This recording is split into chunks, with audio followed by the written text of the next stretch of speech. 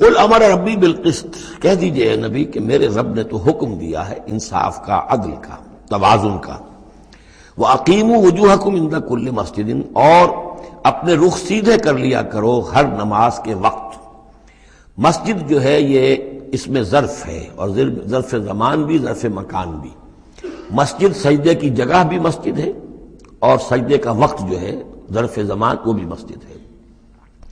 وَادْعُوهُ مُخْلِصِينَ لَهُ الدِّينَ، اور اس کو پکارا کرو، اس سے دعا کیا کرو، لیکن اس کے لیے اپنی اطاعت کو خالص کرتے ہوئے۔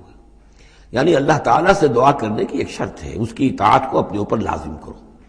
جیسے کہ سورہ بقرہ میں ہم جہاں روزے اور رمضان کے احکام اور حکمتوں کا بیان ہوا ہے، اس میں فرمایا گیا وَإِذَا سَأَلَكَ عِبَادِي عَنِّي فَإِنِّي قَرِيبٌ أُجِيبُ دَعْوَةَ الدَّاعِ إِذَا دَعَانِ فَلْيَسْتَجِيبُوا لِي۔ میں تو ہر ایک پکارنے والے کی پکار سنتا ہوں، اس کی دعا کو قبول کرتا ہوں، لیکن اسے بھی چاہیے کہ میرا کہنا مانے، اور یہ کہنا ماننا جو جزوی نہیں ہوگا۔ ادخلوا فی السلم کافہ، داخل ہونا ہے تو پورے پورے ہونا ہے۔ تو فرمایا کہ مخلصین لہ الدین، اپنی اطاعت کو اس کے لیے خالص کرتے ہوئے، یعنی اس کی اطاعت کے دائرے کے اندر تو اور اطاعتیں ہو سکتی ہیں۔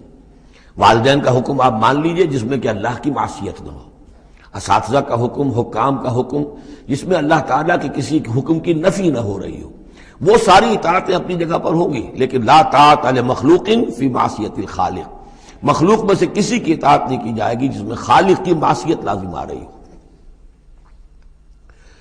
وَادْعُوهُ مُخْلِصِينَ لَهُ الدِّينَ كَمَا بَدَأَكُمْ تَعُودُونَ، جیسے اس نے تمہیں پہلے پیدا کیا تھا اسی طرح تمہارا اعادہ ہو جائے گا، تم دوبارہ بھی پیدا ہو جاؤ گے۔